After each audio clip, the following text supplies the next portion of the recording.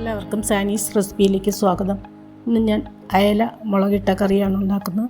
അതിനുവേണ്ടി 1/2 കിലോ അയല വൃത്തിയാക്കി വെച്ചിട്ടുണ്ട്. ഇവിടെ ഉണങ്ങി വെച്ച നാടൻ കൊടംപുളി 5 പീസ് തിളപ്പിച്ചെടുക്കാം. പുളിയൊക്കെ ഇറങ്ങുന്നതിന് വേണ്ടിയിട്ടാണ്. ഉരുക്കിയെടുക്കുക എന്ന് പറയും.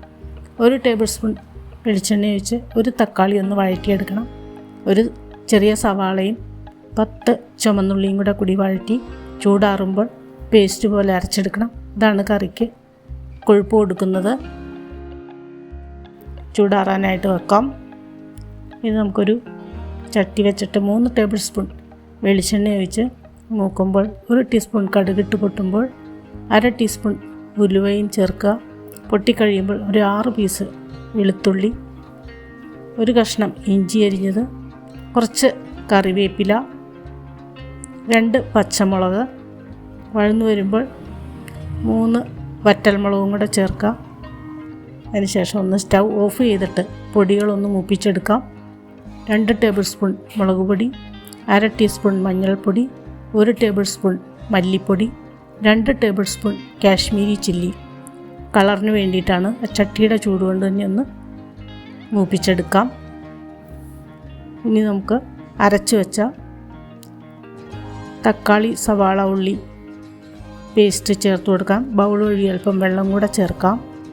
ഇനി സ്റ്റൗ ഒന്ന് ഓണാക്കാം.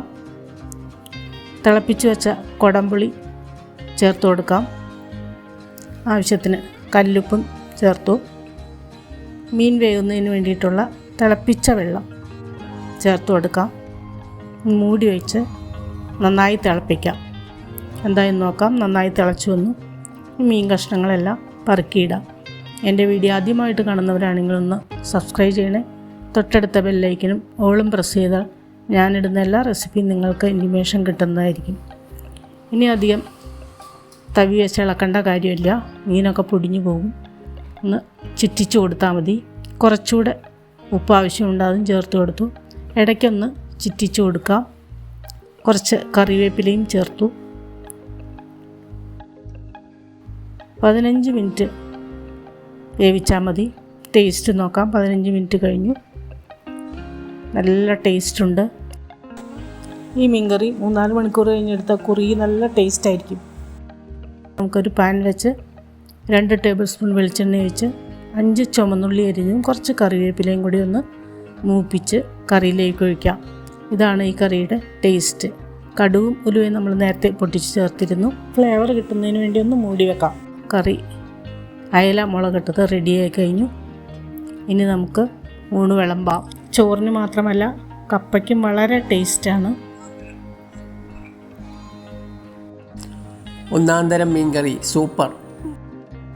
നിങ്ങളും ട്രൈ ചെയ്യുക, കമൻറ്റുകൾ അറിയിക്കുക, സപ്പോർട്ട് ചെയ്യുക. ഇനി അടുത്ത ഡിഷുമായിട്ട് വരുന്നവരെ ബൈ.